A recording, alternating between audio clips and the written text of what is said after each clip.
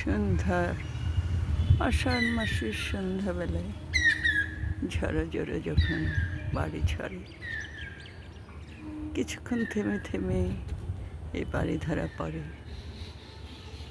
নীল নবঘন আষাঢ় গগনে, দেখো কি অপরূপ সৃষ্টি ভগবানের। আমরা জল জল করি, জলের জন্য হাহাকার। তারপরে যখন জল দেয় ভগবান, তখন যেন মেঘ থেকে এমন জল হয়, তখন আর এই জল ধরে রাখার জায়গা কোথায়। সন্ধ্যার আকাশটা ভারী চমৎকার হয় মাঝে মাঝে। ওদিকে আধার ঘনিয়ে এসেছে, আর মাঝে মাঝে মেঘের গায়ে সূর্যের সামান্য রশ্মিটুকু পড়ে এক অপরূপ সৃষ্টি হয়।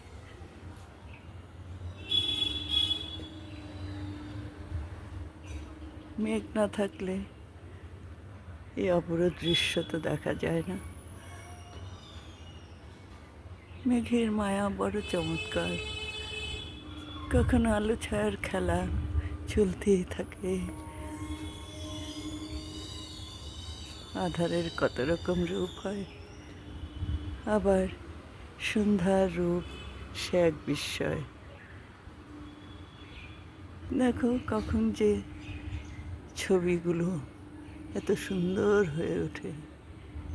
সূর্যের আলোক রশ্মি যখন পড়ে মেঘের গায়ে, এক অনাবিল সৌন্দর্যের সৃষ্টি হয়।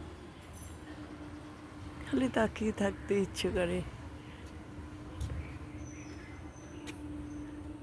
মেঘের মায়া, মেঘের ছায়া পলক তো পড়ে না আর। বাড়িধারা যখন পড়বে, সৃষ্টি হবে আরেক রূপ। রূপ, রস, গন্ধ, স্পর্শ সব প্রকৃতির এই খেলা। যে না দেখে সে তো বুঝতে পারে না। যখন দেখো কখনো গোলাপি আভা পড়ছে, আর পাখিরা কুলোয় ফিরছে সন্ধ্যাবেলায়।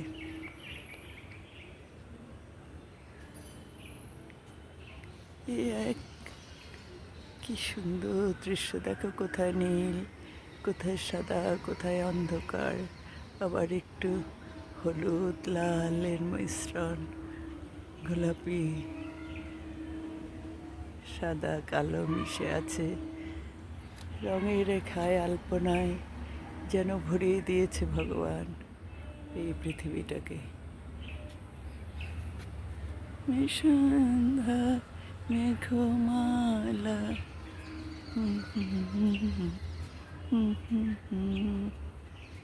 সন্ধ্যার মেঘমালা দেখতে আমার ভারী ভালো লাগে।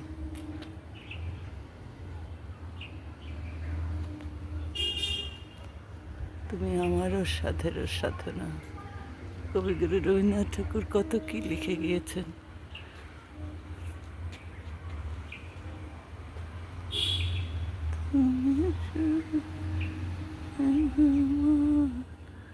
তুমি আমার সাধের সাধনা, তুমি আমার, তুমি দেখো কি অপূর্ব রং ভরিয়ে দিল প্রাণ। ওদিকে দেখো একদিকে কালো, তার মাঝে কেমন আলো ফুটতেছে, যেন দিক বিদিক জ্ঞান শূন্য হয়ে চলেছে আকাশ। আকাশের মুক্ত ধারা, এ ধারা, শ্রাবণের ধারা না পড়লে তখন আর বোঝা যায় না।